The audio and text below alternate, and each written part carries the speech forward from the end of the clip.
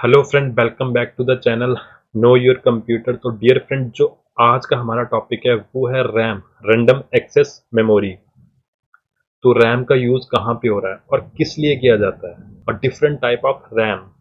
For example आप screen पे देख पा रहे हो एस रैम और D RAM, static random access memory और डायनामिक रैंडम एक्सेस मेमोरी। और रैम के फीचर क्या हैं, मतलब क्या पर्पस क्या है इसका, ठीक है, और उनके डिफरेंट टाइप्स। तो आज के इस टॉपिक में हम डिटेल में डिस्कस करेंगे, ठीक है। तो चलिए, जो नेक्स्ट है हमारा बेसिक अबाउट रैम।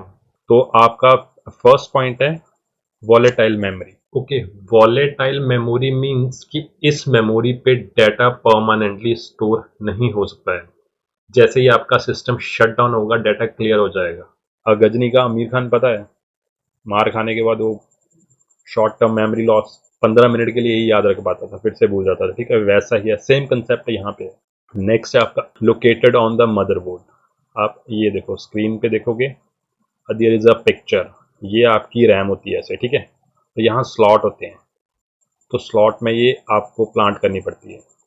कईयों में आपको एक्स्ट्रा स्लॉट भी दिए होते हैं ताकि आप एक्सटेंड कर सको, परचेज करके बाद में स्पेशल रैम खरीद के वहाँ पे लगा सको। सपोज करो ये एक चिप जो है वो 2 GB की है, ठीक है, तो एक और प्लांट कर सकते हो 2 GB की परचेज करके, ठीक है।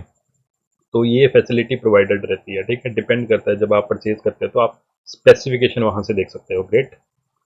ओके, तो नेक्स्ट है आपका when it will come into picture. ज़रूरत कहाँ पे पड़ रही है? सी, रैम रैम की ज़रूरत कहाँ पड़ रही है पता है? आप सिस्टम ऑन कर रहे हो ना, तो जो सिस्टम का, लैपटॉप का जो ऑपरेटिंग सिस्टम है ना, वो सबसे पहले रैम में लोड होता है ताकि उसको फास्ट एक्सेस किया जाए, ठीक है। और वैसे ही है, जब भी आप कोई एप्लीकेशन ओपन करते हो, फॉर एग्जांपल आप पबजी खेल रहे हो, कोई गेम खेल रहे हो, या फिर माइक्रोसॉफ्ट ऑफिस एप्लीकेशन ओपन करते हो, या फिर वीएलसी ओपन करते हो, जैसे आप क्लिक करते हो ना, वो सारे के सारे उठ के रैम पे आ जाते हैं, और रैम पे वो फास्ट एक्सेस हो सकते हैं, ठीक है। तो this is why we are using RAM के। नेक्स्ट पॉइंट है आपका एक्सपेंसिव। एक्सपेंसिव क्यों है? क्योंकि इसमें जो लॉजिक है ना, बहुत कॉम्प्लेक्स है, और ऊपर से इसकी स्पीड बहुत ज़्यादा है। आपकी अदर स्टोरेज डिवाइस, जो भी स्टोरेज डिवाइस है, सबसे ज़्यादा फास्ट एक्सेसिंग टाइम है इसका। तो that is the only reason कि ये बहुत एक्सपेंसिव है, और इसको बनाने के लिए जो लॉजिक है वो भी बहुत ज़्यादा कॉम्प्लेक्स है। इसी रीज़न से वो फास्ट है, और उसी रीज़न से ये एक्सपेंसिव है, ठीक है। नेक्स्ट पॉइंट है आपका it is read and write memory of a computer. Read and write memory of a computer कौन सी है? Read and right. अब सी, जब कंप्यूटर स्टार्ट कर रहे हो तो थर्ड डिस्क उठ के ऑपरेटिंग सिस्टम आपका रैम पे आ रहा है। दैट मीन्स राइट कर रहे हो, कुछ डाटा डाल रहे हो, तो राइट हो गया वो, और वहां से फिर सीपीयू एक्सेस कर रहा है उसको, ठीक है। आपका ऑपरेटिंग सिस्टम हो जाए या फिर आपका कोई भी एप्लीकेशन है, वो डायरेक्ट सीपीयू एक्सेस करता है फ्रॉम रैम। तो रीड भी कर रहा है और राइट भी कर रहा है, तो ये रीजन है कि वो रीड एंड राइट है। नेक्स्ट वन है आपका internal memory of CPU. RAM और रोम हमारी इंटरनल मेमोरी है सीपीयू की, more near to CPU. CPU सबसे ज़्यादा स्पीड से इनको एक्सेस कर सकता है, ठीक है। प्राइमरी मेमोरी भी बोलते हैं, ठीक। नेक्स्ट है आपका रैंडम, और even internal memory of CPU. RAM का एक टाइप है जो स्पेसिफिक सीपीयू के अंदर प्लांट किया जाता है। I tell you the next screen, ठीक है। That is the only reason इसको इंटरनल मेमोरी ऑफ सीपीयू भी कहा जाता है, ठीक है। नेक्स्ट है आपका random access method, last one. नाम में देखो, RAM, random access memory. Random access technique है डाटा को एक्सेस करने की, ठीक है। टेक्निक सिक्वेंशियल टेक्निक होती है, डिफरेंट टाइप की टेक्निक होती है। सिक्वेंशियल होता है आपका, आपका रैंडम हो गया एक, आपका डायरेक्ट हो गया, आपका इंडेक्स वे में हो गया, ठीक है। तो सबसे बेस्ट है रैंडम एक्सेस में। ऐसा नहीं है कि आपको, सपोज करो कि एक रैम है आपके पास और मिडल से डाटा एक्सेस करना है, तो ऐसा नहीं है कि आपको एक साइड से स्टार्ट करना पड़ेगा फिर धीरे धीरे धीरे करके मिडल से एक्सेस करोगे, नहीं। वो डायरेक्ट एक्सेस हो जाएगा, रेंडमली रैंडम। जहां मर्जी से आप डाटा, उसकी स्पीड जो रहेगी वो कांस्टेंट रहेगी। कांस्टेंट का मतलब है कि उस रैम से आप जहां मर्जी से डाटा एक्सेस कर लो, सेम टाइम लगेगा। अगर स्टार्टिंग से डाटा एक्सेस कर रहे हो तो 10 सेकेंड लगते हैं सपोज, तो लास्ट से डाटा एक्सेस करोगे वहां से भी आपको 10 सेकेंड लगेंगे, ठीक है, इससे ज़्यादा नहीं लगेगा। तो वो इसका मतलब है। ओके, तो नेक्स्ट वन है, हम रैम के टाइप देखेंगे, स्टैटिक और डायनेमिक दोनों को साइड बाय साइड देखेंगे, ठीक है। सेपरेट करोगे तो पॉइंट रिमेंबर करना डिफिकल्ट हो जाएगा, साइड बाय साइड बहुत इजी हो जाएगा, ठीक है। तो वैसे चेक करते हैं। ओके ओके, स्टैटिक रैम और डायनामिक रैम का जो डिफरेंस है ना, उसमें जो मर्जी जितने भी पॉइंट है, मैं गारंटी दे सकता हूँ कि मैक्सिमम आपको पता होंगे, ठीक है, एक्सेप्ट वन को छोड़ के। माइट भी पॉसिबल है कि आपको पता हो या ना हो, बट वो बहुत इंपॉर्टेंट है। द फर्स्ट वन में आपका यूज हो रहा है ट्रांजिस्टर, ठीक है, एक टर्म यूज हो रही है ट्रांजिस्टर करके। सेकंड में आपका यूज हो रहा है रिफ्रेश, आपको पता होगा, एक्सेस टाइम आपको पता होगा, लेस पावर आपको पता है, बेसिक टर्म है, मोर पावर, मोर स्पेस आपको पता होगा, स्मॉल अमाउंट ऑफ डेटा पता होगा, ठीक है। तो ये सब पता है आपको, बट मुझे ये नहीं बताना है कि हाँ require refreshing, not requiring refreshing, ठीक है। ये तो क्रैमिंग वाली बात होगी ना, ये रिफ्रेश रिक्वायर्ड करता है, ये नहीं करता है, ये कम पावर यूज करता है, ये ज़्यादा यूज करता है, ये लेस स्पेस यूज करता है, ये मोर स्पेस यूज करता है, ये कॉस्ट इसकी बहुत ज़्यादा है, इसकी कम है, मुझे ये नहीं बताना है। ये सब है तो क्यों है, ठीक है। तो फर्स्ट पॉइंट जो आपका है ना ट्रांजिस्टर, वहीं पे इशू आ सकता है। तो आई सजेस्ट कि आप ट्रांजिस्टर के बारे में थोड़ा सा कहीं से रीड आउट कर लो, आपको बहुत ज़्यादा बेनिफिट होगा, ठीक है। अगर आप विदाउट ट्रांजिस्टर पढ़ोगे तो आपको एक माइनर सा आइडिया मिलेगा, बट मोर क्लियर नहीं हो पाएगा। तो एक ट्रांजिस्टर की इमेज साथ में चलेगी, दैट्स अ बेटर, ठीक है। आई सजेस्ट, मैंने एक ऑलरेडी एक वीडियो बनाया है, मैंने जनरेशन ऑफ कंप्यूटर पे बनाया, मैंने ट्रांजिस्टर पे नहीं बनाया, ठीक है। तो जनरेशन ऑफ कंप्यूटर पे वीडियो बनाया, उस पे मैंने ट्रांजिस्टर, वैक्यूम ट्यूब, आपका सब बताया है, ठीक है। तो वहां से देख सकते हो, इधर कहीं से भी यूट्यूब पे जाके, दुनिया भर के वीडियो हैं यार, क्या टेंशन लेनी है, कहीं से भी जाके ट्रांजिस्टर का थोड़ा सा रीड आउट कर लो, और फिर आपको थोड़ा सा बेनिफिशियल होगा, ठीक है। अंटिल आप एक बार रीड कर लो, बाद में देखना, ठीक है। Require multiple transistor to store one bit, 6 transistor. Static RAM में याद रखना 6 ट्रांजिस्टर एक बिट को स्टोर करने के लिए। बिट का मतलब है 0101, ठीक है, आइदर 0 और 1, ठीक है। और डायनामिक रैम दूसरी साइड, एक ट्रांजिस्टर चाहिए और एक कैपेसिटर चाहिए, दैट्स इट। 6 ट्रांजिस्टर, ठीक है। तो एक बाइट को स्टोर करने के लिए 48 ट्रांजिस्टर लग रहे हैं, और यहाँ पे 8 बाइट को, एक बाइट को स्टोर करने के लिए 8 ट्रांजिस्टर लग रहे हैं। मेजर पॉइंट है ये, ठीक है। नेक्स्ट दूसरा पॉइंट है, डज नॉट रिक्वायर रिफ्रेश और मस्ट बी कॉन्टिन्यूसली रिफ्रेश। मतलब क्या है इसका, अब गूगल पे रिफ्रेश करते हैं वो नहीं है, ठीक है। Does not require refreshing. Static RAM में रिफ्रेश इसलिए नहीं होता है क्योंकि एक बार जब डाटा स्टोर हो जाए, उसका देखो 6 ट्रांजिस्टर यूज हो रहे हैं, यही उसकी क्वालिटी है। 6 ट्रांजिस्टर यूज हो रहे हैं, और जब एक बार डाटा स्टोर हो जाता है ना, डाटा आपको पता है 0 1 इलेक्ट्रॉन्स होते हैं, ठीक है, करंट ही है 0, इलेक्ट्रॉन पास कर रहे हैं तो 1, नहीं तो 0, ठीक है।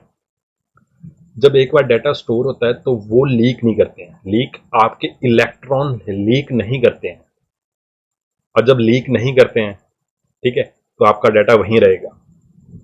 बट दूसरी साइड ये बोल रहा है कि आपको रिफ्रेश की ज़रूरत कंटिन्यूसली पड़ती है। वो इसलिए क्योंकि उसके डायनेमिक रैम में एक ही ट्रांजिस्टर यूज हो रहा है, तो उसमें जो इलेक्ट्रॉन रहते हैं, सपोज करो एक वैल्यू है 101, ठीक है, तो जो उसमें इलेक्ट्रॉन यूज हुए हैं 101 के लिए, वो लीक होना शुरू हो जाते हैं। एक ही ट्रांजिस्टर है, और धीरे धीरे धीरे धीरे आपकी वैल्यू चेंज हो जाएगी। फॉर एग्जाम्पल 101 का थोड़े टाइम तो सही चलेगा, पर थोड़े टाइम में क्या होगा, 100 हो जाएगा, और कुछ टाइम के बाद सारा जीरो हो जाएगा।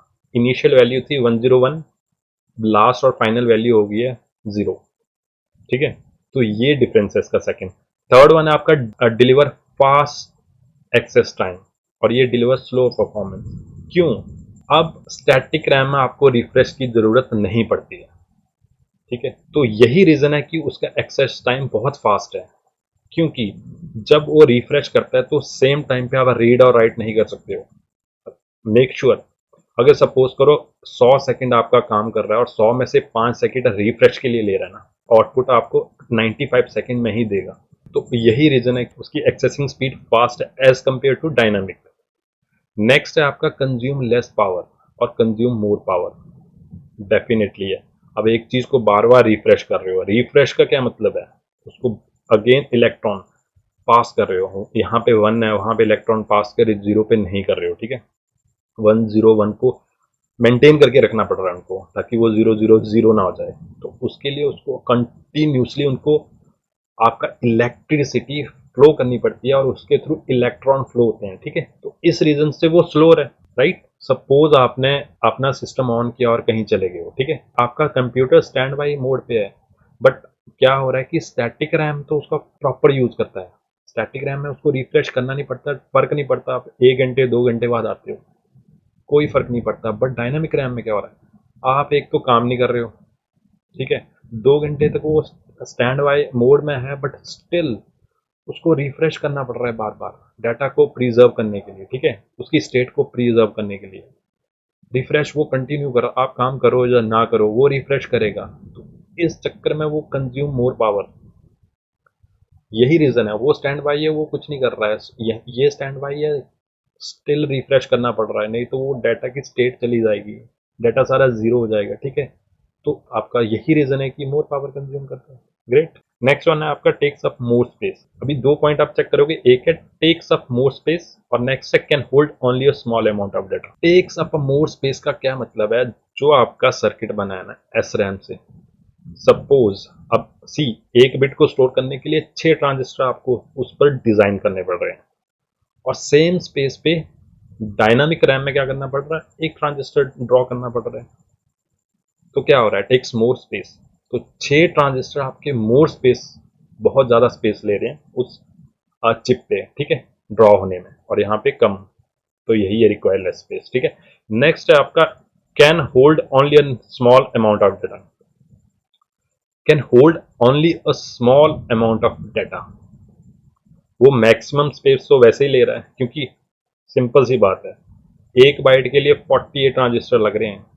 तो उसका उसकी कुछ क्वालिटीज हैं, बट उसमें डाटा बहुत कम स्टोर हो रहा है, और उसके ट्रांजिस्टर ज़्यादा स्पेस ले रहे हैं और डाटा कम स्टोर हो रहा है। बट डायनेमिक रैम में रिवर्स है, वो डाटा, उसमें ट्रांजिस्टर लेस स्टोर हो रहे हैं बट डाटा ज़्यादा स्टोर हो सकता है, ठीक है। नेक्स्ट है आपका cost more than D RAM, cost less than SRAM। Definitely है, क्योंकि ये फास्ट है, स्टैटिक रैम आपकी बहुत फास्ट है। क्यों है ये मैंने ऑलरेडी बता दिया, रिफ्रेश का क्या इशू है, एक्सेस टाइम क्यों है, तो इसी रीजन से उसकी कॉस्ट ज़्यादा है एज कम्पेयर टू, ठीक है, डी रैम, और डी रैम की कॉस्ट कम है। नेक्स्ट है आपका typically use for processor cache memory, और typically use for computers main memory. Main memory क्या है और कैशे मेमोरी, कैशे मेमोरी आपकी ना डिफरेंट लेवल की होती है, वो एक डिफरेंट टॉपिक पे बताऊंगा, ठीक है। कैशे मेमोरी आपकी ना, आपकी एक CPU कैशे होती है, वहां पे यूज की जाती है स्टैटिक रैम, ठीक है। और जो ये आप देख रहे हो ना रैम की जो चिप है इतनी बड़ी, ये आपकी डायनामिक रैम होती है, ठीक है। स्टैटिक रैम का लॉजिक बहुत कॉम्प्लेक्स है, तो उसका 1 से लेके 5-10 MB तक ही साइज होता है, और वो कहाँ पे होता है, CPU कैशे। आप पढ़ोगे ना, एक वीडियो है जिसमें मैंने ऑलरेडी बता रखा है, ऊपर मैं आपको लिंक शेयर कर दूंगा, जिसमें मैंने cache memory, CPU cache memory के बारे में बताया हुआ, ठीक है। तो वो स्पेस बहुत कम होता है बट बहुत फास्ट होता है, वो CPU के अंदर ही प्लांट होता है। रैम अलग से होती है, वो CPU में होता है। रैम का साइज आपका 8 GB, 16, 32, 64 हो सकता है, ठीक है, बट वो MB में ही होता है, ठीक है, बहुत फास्ट होता है। एक्चुअली आपका CPU जो है ना, वो डाटा वहीं पे ढूंढता है पहले, अगर मिल गया तो ठीक है, नहीं तो वो फिर रैम के पास जाएगा, रैम के पास नहीं मिलेगा तो जाएगा वो हार्ड डिस्क में, ठीक है, स्वैप करके। तो okay, this is the basic difference between static RAM और डायनेमिक। आई होप कि आपको एक आइडिया लग चुका है कि क्या डिफरेंस है दोनों में। तो okay guys, thanks for watching the video. अगर वीडियो पसंद आया तो please share, subscribe and like. मिलते हैं नेक्स्ट वीडियो में, तब तक